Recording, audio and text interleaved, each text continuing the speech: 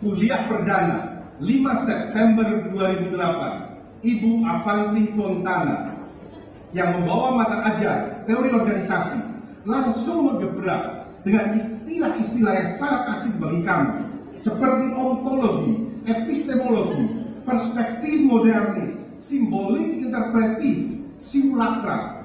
Ibu Avanti juga menyebut nama-nama yang sangat asing bagi kami, khususnya bagi saya, yang saya kira tadinya adalah teman-teman Ibu Avanti, seperti Emily Durkheim, Mark Weber, Frederick Taylor, Mary Jo Hatch, dan masih banyak lagi. Kami bersembilan terhenyak dari tidur, gagap bisu seribu bahasa. Padahal sebenarnya seminggu sebelumnya kami sudah mendapatkan bahan yang sebenarnya harus kami baca. Keluar dari kelas, kami bersembilan merasa tidak mendapatkan apa-apa. Tapi ada satu pelajaran penting yang kami dapatkan saat itu, yaitu kami tidak boleh datang ke kelas dengan kepala kosong. Terima kasih Bu Avanti atas pelajaran yang sangat berharga yang menjadi landas pijak bagi proses studi kami selanjutnya. Pelajaran kedua yang masih sangat membekas dalam benak saya adalah filsafat ilmu pengetahuan yang diampu oleh Bapak Dekan kita, Dr. Firman Syah.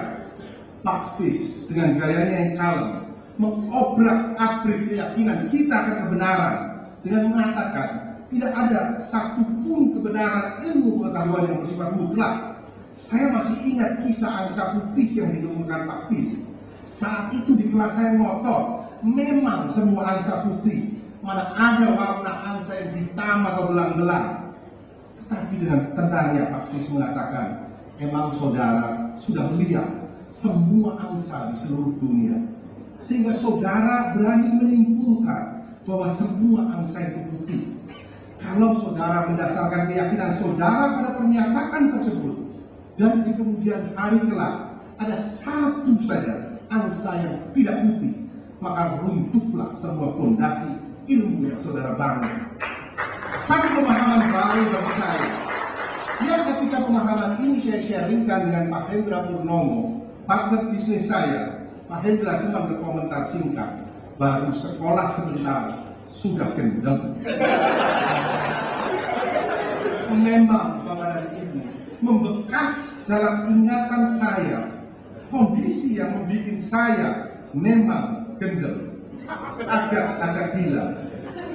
Ketika saya mendapatkan jurnal filsafat ilmu di Matahari presentasi The Truth of Scientific Claim, jurnalnya sudah saya baca berkali-kali, saya bolak-balik, saya putar-putar, tetap tidak mengerti apa-apa.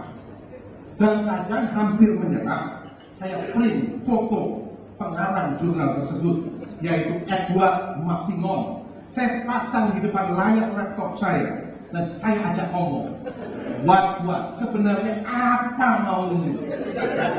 Dan ketika adzan subuh menggema, Edward akhirnya mengaku dan mulai bicara. Sedikit demi sedikit, saya mulai memahami apa yang dimaksudkan di dalam artikel tersebut. Dan beberapa hari kemudian, saya berhasil mempresentasikannya dengan cukup bagus.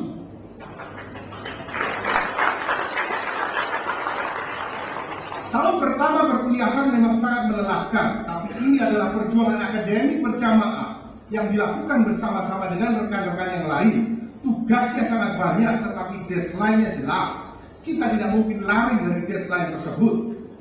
Ketika kita merasa letih, ada rekan-rekan yang selalu memberi semangat.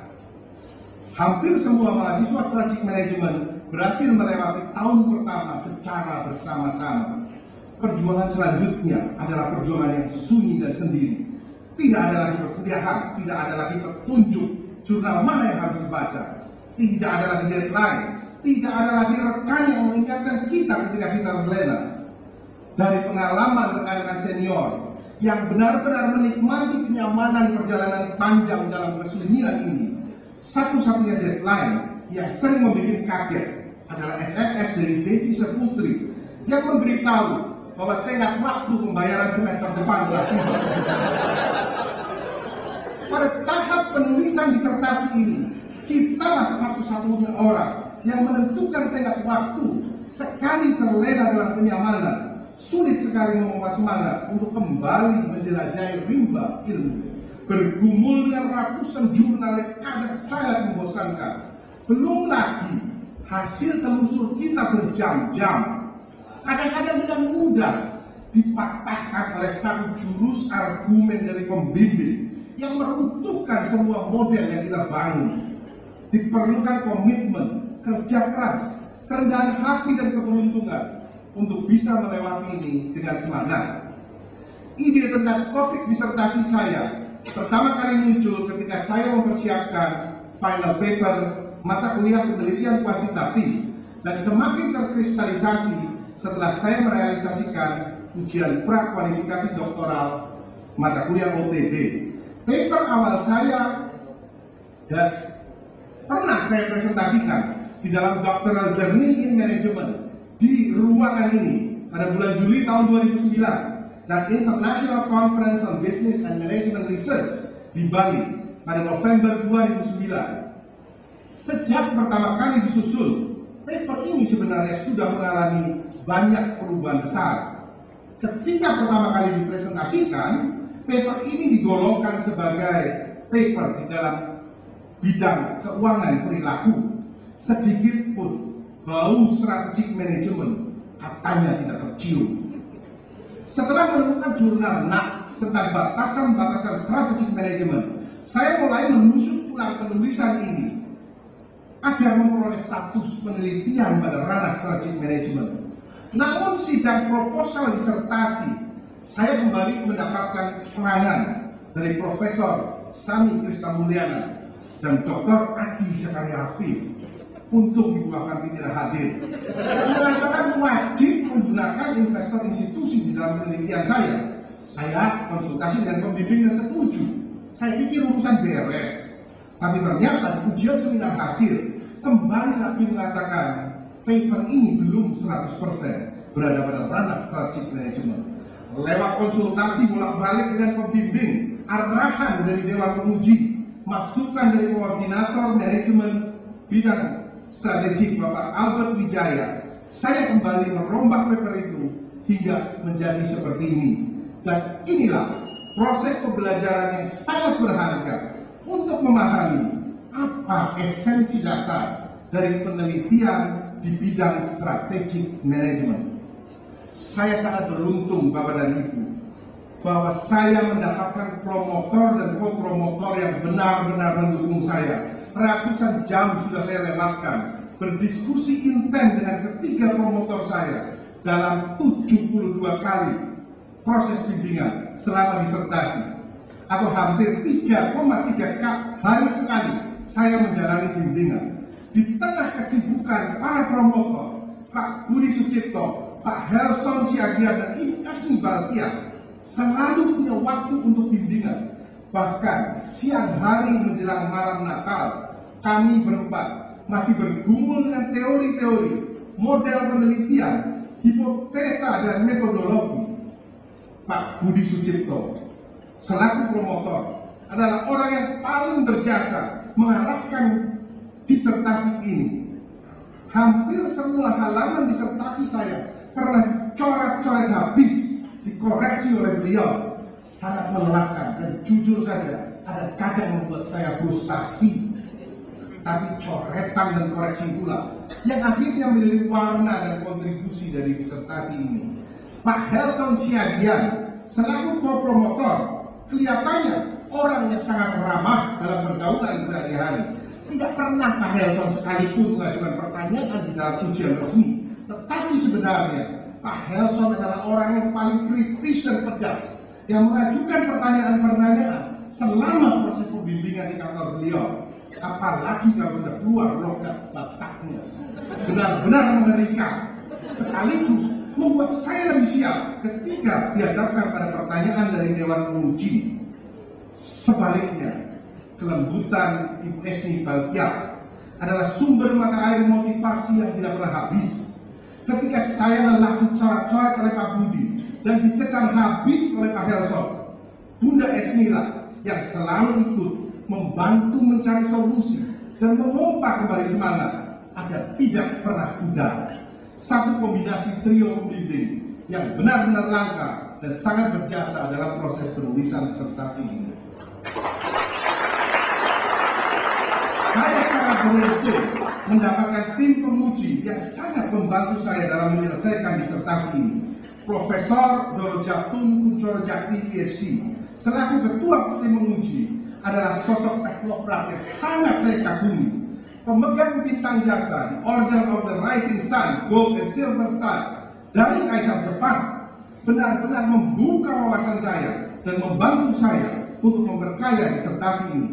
Profesor Sami Krisnamulyana PhD, Ketua Prasetya Business School, adalah mungkin satu-satunya profesor strategik di Indonesia.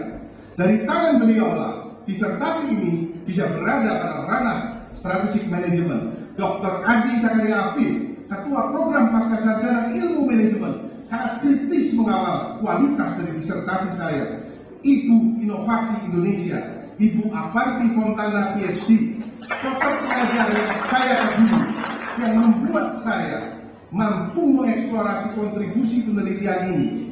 Dan Dr. Setio Hari Wijanto, sosok pribadi dosen humanis yang tidak mungkin saya lupakan.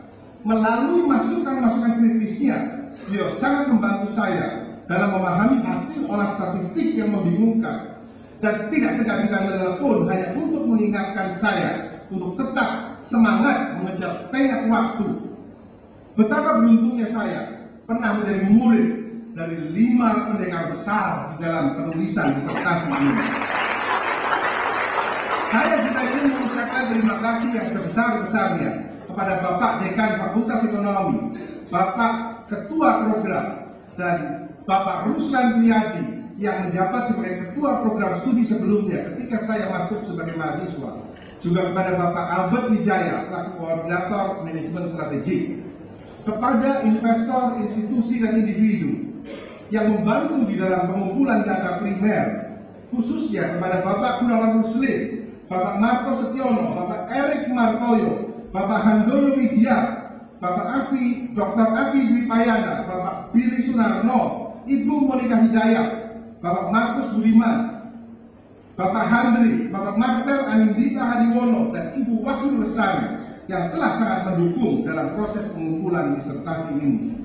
Saya sangat beruntung memiliki rekan kerja dan bisnis partner yang sangat baik. Bapak Hendra Purnomo, Bapak Umar Krisno, Bapak Willem Samuel Suitu, Ibu Foni Lekonikaya, Ibu Rakyat Punjabi, dan semua rekan kerja saya. Terima kasih.